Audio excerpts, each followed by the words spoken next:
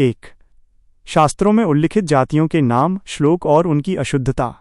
आपने जिस व्यास स्मृति का संदर्भ दिया है उसके प्रथम अध्याय के श्लोक 10, 11 और 12 निम्नलिखित हैं। श्लोक संस्कृत पाठ। वर्धकी नापितो गोप आशापः कुंभकारकः वणिक्किरात कायस्थमालाकार कुटुंबिनः वर्टो मेद चंडाल दासश्वपच कोलकाः एते लं त्यजाः समाख्याता ये चान्ये च गवाशनाः एषा संभाषणात् स्नानम दर्शनादर्क वीक्षणम। जातियों के नाम: बढ़ई, नाई, ग्वाला, आशाप, कुम्हार, व्यापारी, वणिक, किरात, कायस्थ, माली, कुटुंबी, वरट, मेद, चंडाल, मछेरा, दास, श्वपच और कोलक। उनकी अशुद्धता का दायरा: रिचुअल इम्प्योरिटी। स्मृतियों के अनुसार इन जातियों की अशुद्धता केवल छूने तक सीमित नहीं थी, बल्कि देखने की अशुद्धता, विजुअल पॉल्यूशन। इन्हें मात्र देख लेने से मनुष्य अशुद्ध हो जाता है, जिसकी शुद्धि के लिए सूर्य को देखना पड़ता है। बात करने की अशुद्धता, ऑडिटरी पॉल्यूशन। इनसे बातचीत करने पर मनुष्य इतना अशुद्ध हो जाता है कि उसे स्नान करना पड़ता है। छूने की अशुद्धता, टैक्टाइल पॉल्यूशन। मनुस्मृति 5.85 के अनुसार यदि कोई चंडाल या अंत्यज किसी उच्च जाति वाले को छू ले तो उसे कपड़ों सहित पानी में डुबकी लगाकर सेल स्नान करना पड़ता है। 2. जानवरों, सुअर के मल मूत्र की अशुद्धता। धर्मशास्त्रों में मल, मूत्र और शारीरिक गंदगी को अशौच, अशुद्धता और अमेध्य, अपवित्र वस्तु कहा गया है।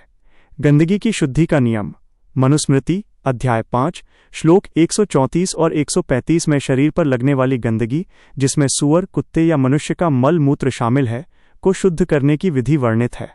श्लोक का अर्थ: जब तक गंदगी की गंध और दाग लेप दूर न हो जाए तब तक मिट्टी, मृत्तिका और पानी जल से उस अंग को धोना चाहिए। प्रक्रिया: मूत्र आदि लगने पर जन्नांग, हाथों और पैरों पर एक निश्चित संख्या में मिट्टी लगाकर पानी से धोया जाता है, जिसके बाद मनुष्य शुद्ध हो जाता है। 3. शोधपरक तुलना। अधिक अशुद्धता किसमें है? यदि हम धर्मशास्त्रों के नियमों की गहराई से तुलना करें तो यह बात बिल्कुल स्पष्ट हो जाती है कि शास्त्रों की व्यवस्था में मनुष्यों, उक्त जातियों की धार्मिक, कर्मकांडी अशुद्धता, रिचुअल पॉल्यूशन को सुअर के मल मूत्र की भौतिक अशुद्धता, फिजिकल पॉल्यूशन से कहीं अधिक कठोर और गंभीर माना गया है। इसके कुछ ठोस तर्क इस प्रकार हैं। अशुद्धता फैलने का माध्यम, मोड ऑफ ट्रांसमिशन। सुअर का मल मूत्र।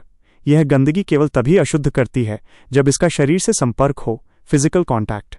रास्ते में पड़े हुए मल या मूत्र को केवल देखने या उसके पास से गुजरने से मनुष्य अशुद्ध नहीं होता और न ही उस पर स्नान अनिवार्य होता है। उक्त जातियां इनकी अशुद्धता छूने की मोहताज नहीं है। व्यास स्मृति के अनुसार इन्हें केवल देख लेना या इनकी आवाज सुन लेना भी अशुद्ध कर देता है। ये एक ऐसी अशुद्धता थी जो बिना छुए, हवा और दृष्टि के माध्यम से फैलती हुई मानी जाती थी। शुद्धि का प्रयास, एफर्ट ऑफ प्यूरिफिकेशन। सुअर का मल मूत्र। यदि शरीर के किसी एक हिस्से पर गंदगी लग जाए तो केवल उसी हिस्से को मिट्टी और पानी से धो लेना पर्याप्त है, जब तक गंध और दाग खत्म न हो जाए। पूरे शरीर का स्नान हर स्थिति में अनिवार्य नहीं होता। उक्त जातियां, इनसे मात्र बातचीत करने पर पूरे शरीर को धोना, पूर्ण स्नान अनिवार्य करार दिया गया। अशुद्धता की प्रकृति, नेचर ऑफ इम्प्योरिटी। सुअर का मल मूत्र, यह एक भौतिक गंदगी, फिजिकल मैटर है। पानी और मिट्टी इसके प्रभाव को पूरी तरह से समाप्त कर देते हैं। उक्त जातियां, इनकी अशुद्धता को अस्तित्वगत या जन्मजात, ऑन्टोलॉजिकल बर्थ बेस्ड माना गया। कोई भी मिट्टी या पानी इस इंसान को शुद्ध नहीं कर सकता था। इसकी अशुद्धता जीवन भर इसके साथ जुड़ी रहती थी।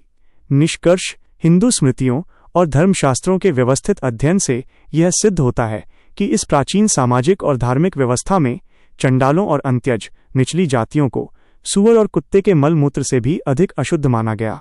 मलमूत्र एक भौतिक गंदगी थी जिसे मिट्टी और पानी से धोया जा सकता था, जबकि इन इंसानों का अस्तित्व एक ऐसी आध्यात्मिक और सामाजिक अशुद्धता माना गया जिसकी परछाई, दृष्टि और आवाज भी उच्च जातियों को अशुद्ध करने के लिए पर्याप्त समझी गई।